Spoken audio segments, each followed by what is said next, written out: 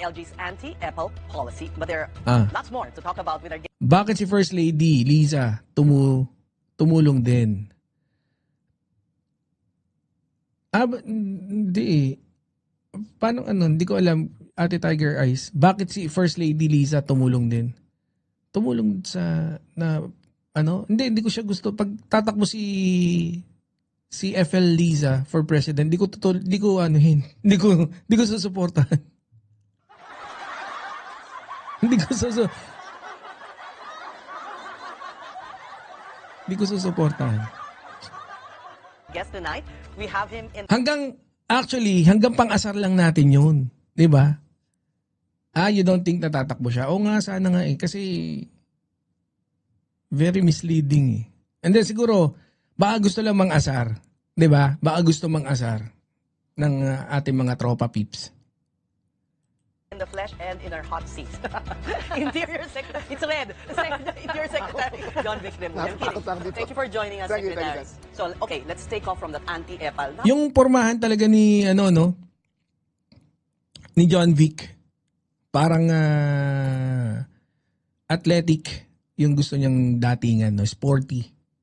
Parang sa tingin mo di kaya ni Irene. Parang sa tingin mo di kaya ni Irene sa tingin mo, Bunso. It's not about that eh.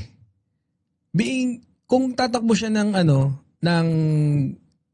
congresswoman, baka suportahan natin eh.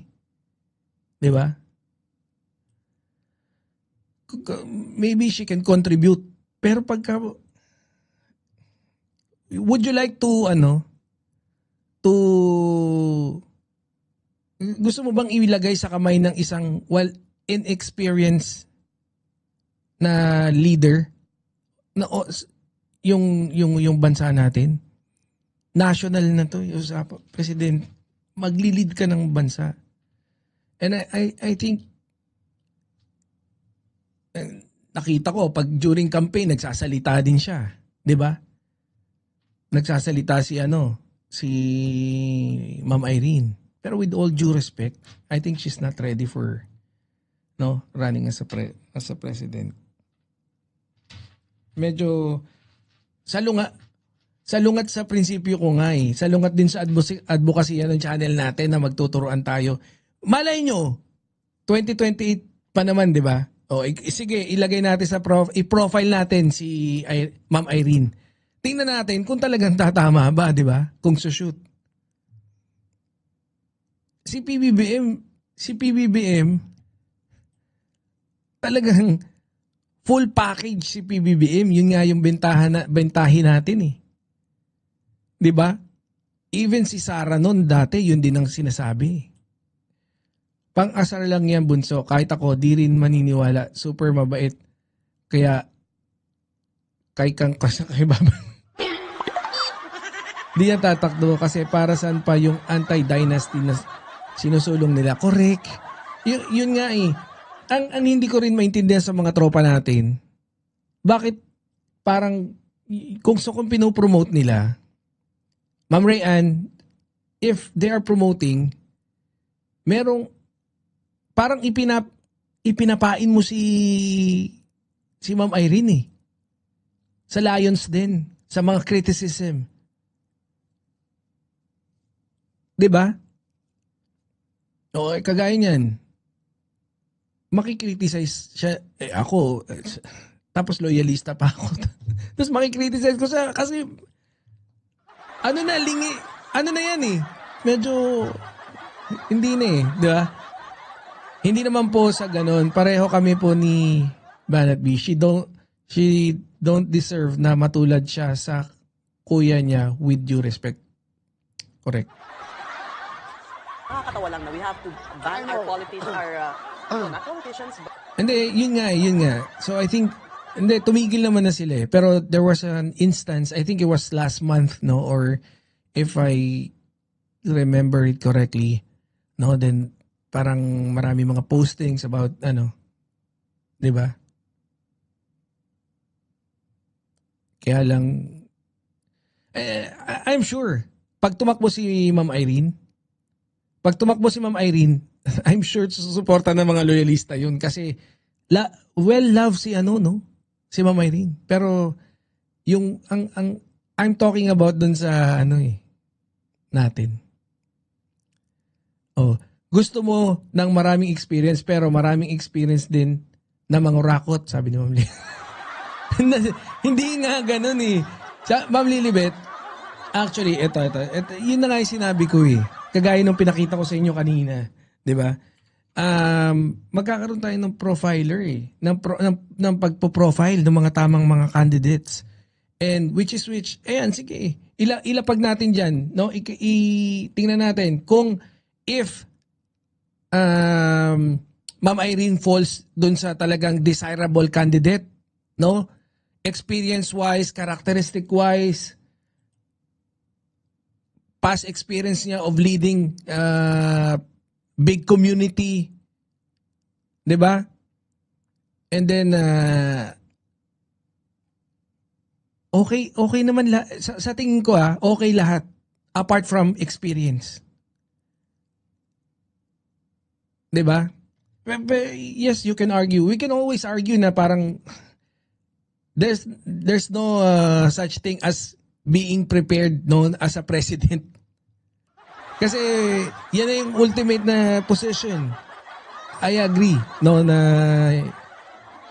pero of course, yung probability na maging mas maganda yung pagpapatakbo mo kung na-experience mo yung kagaya ni PBBM. 'Di ba? Yun, kaya lang kung pinopromote ng iba tapos paano ba? Kasi kahit I think, sige, wag na muna natin pag-usapan yun. Kasi ayokong sa akin manggaling na no?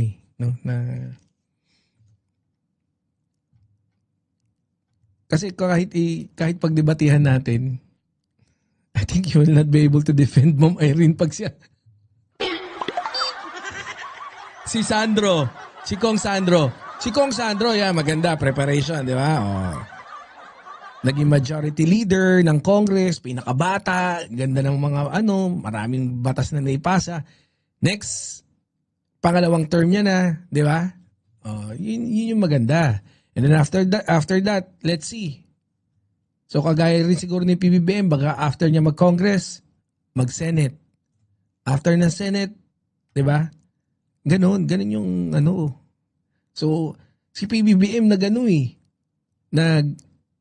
nag-LGU, nag-legislative, di ba? Tapos ngayon, ehekutibo na Di ba?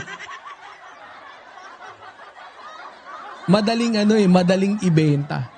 But everyone, civil all- servants yes. and to do this, di ba? Yes. So, paano? This actually stems from a memo of the Commission on Audit in 2014, but no one's ever paid attention to it. And then in the recent General Appropriations Act, nilabas nila doon is part of the provisions of General Appropriations Act na bawal Yun yung I think if we're gonna be using emotions, if we're gonna be voting, sa totoo lang, mas better po na Marcos talaga ulit para masipag papatuloy yung mga nagawa ni Pangulo ngayon. Ayun. Sino sa mga Marcos ba ang pwedeng tumakbo for 2028? Wala naman eh. Wala talaga.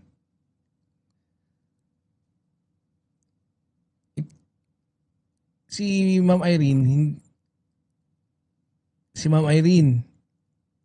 ako nga ayokong tatakbo wala na sanang tatakbong na si FL Lam, 'di ba? Yung yan ako pinangaasar ko yan eh. Yung si FL Lam for president sa 2028. Pero hanggang ganun lang yun. Boss Jax Demolay, shout out. that this is anti-Apple provision on it. So taking off from that, we reviewed the memo of COA and we sent out the memorandum circular to that effect. May parusa ba? There you can face administrative sanctions from the ombudsman if you violate the policy. But wasn't this just put in the GAA to soften the soft pork. I soft pork. Parang ginili I don't know Secretary how Marcos would put it. Di ba parang ganun? I don't know how the Senate and the Congress worked on this. I just saw the end result, and we're just following what they put there. So how will you But you know what? I really believe that a good work sells itself. You don't have to put your face, name, image like this everywhere just to sell your story. When you were in Cavite, did you do that? Never. Really? Never.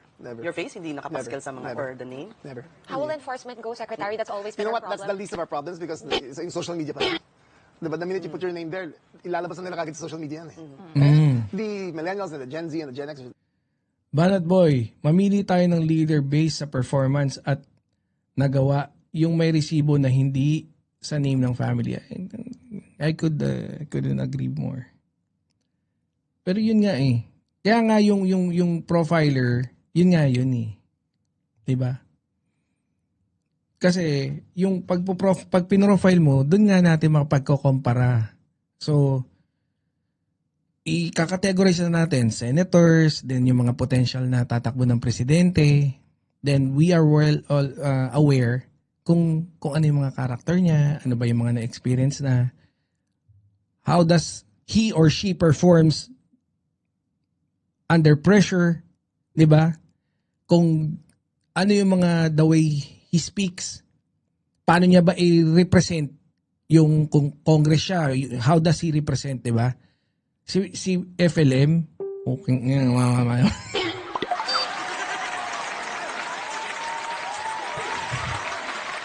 si FLM nga, no? Ano, patakboy na ba natin?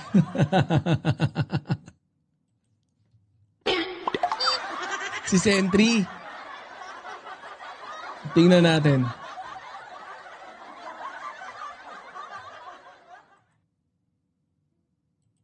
May nag-message pa. Wala naman. Sige, pasok. The Gen Z and the Gen Alpha. The Zoomers. May kutob po ako kung walang may endorse sa mga Marcos, mukhang pong si Risa ang susunod. Let's see. Kasi ako gusto ko na talagang tingnan din natin, no? Yung performance. Boomers ba? Zoomers. Boomer, ikaw yun. Ikaw din. Hindi ba? Okay for that? Talagang gaganti ako dyan. Okay lang. Wala na, scratch na sa akin pag presidente to si John Vic. Pag tumakbo, hindi ganyan tumawa ang mga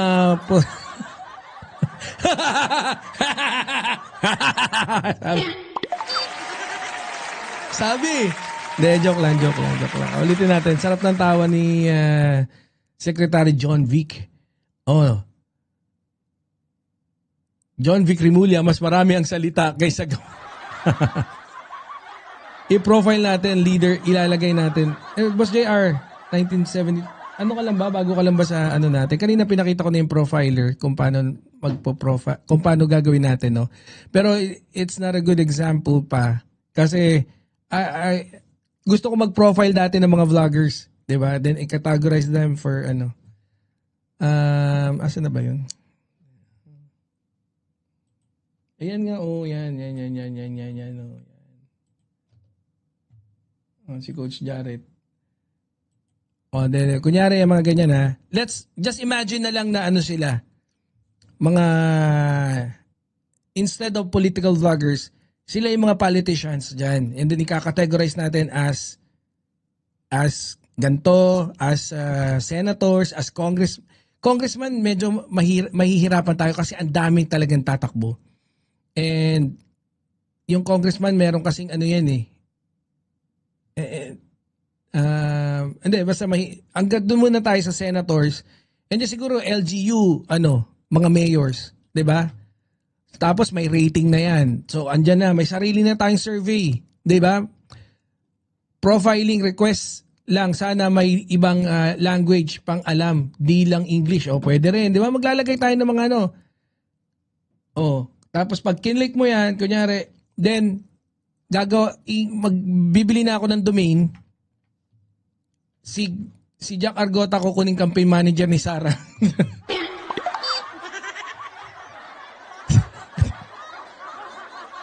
Ito. Let's say kinlik natin si Coach Jarrett, yung profile ni Coach Jarrett, okay? Pag kinlik mo si Coach Jarrett, hindi kasi meron din character list. So, meron na tong natatakpan ko kasi. Makikita mo na rito kung sino yung leading siya sa character, sa personality-wise, may mga ganun-ganun na rin to. Then pag kinlik mo, kunyari let's say, kinlik mo yung si Coach Jarrett, you wanted to know, magbubukas yung pinaka profile page ni Coach Jarrett, and then andyan lahat. Character basis. Let's say si Senator Raffy Tulfo. O yan. So, andyan na. Hindi lang Wikipedia kasi medyo mas marami tayong pwedeng ilagay dito. Di ba? Backstory, history, blah, blah, blah, personality and behavior, health and well-being, relationship, goals and motivation. Ano ba yan niya dati? Skills and abilities. Marunong ba magmadyong? Di ba? Bloggers may assessment pa. Di ba? Affiliation, credibility, logics, yan, so on and so forth. Tapos, and of course, pwede tayo magdagdag ng mga category. Tas mga past na mga videos na pertaining kung ano mga ginawa niya before. Ano yung mga kamalian niya. Nangabit na ba to? Hayop ba to? Mga ganon, di ba?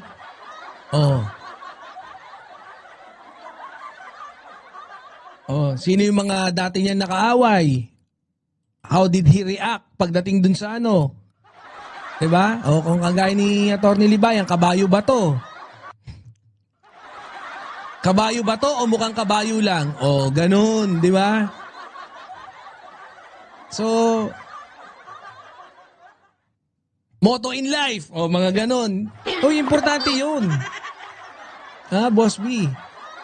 Importante yun. Di ba?